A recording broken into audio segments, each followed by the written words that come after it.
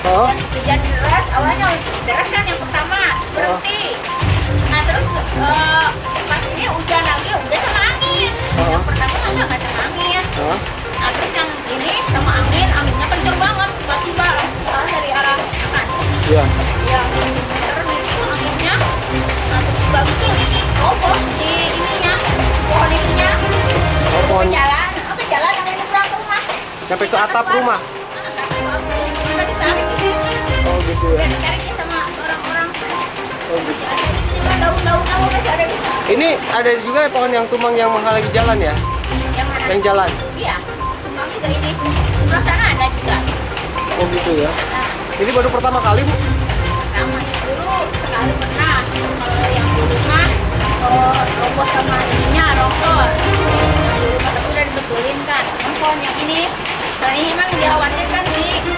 Kalau misalkan ada angin itu selalu sini. Oh gitu. Sering. Khawatir Bu, resah Bu ya dengan cuaca ekstrim ini Bu? Gimana sih? Khawatir aja gitu. Khawatir ya. Iya. Dan pohon-pohon Ini akibatnya macet juga ya Bu? macet. Soalnya dari sana juga Pak sama roboh juga ada.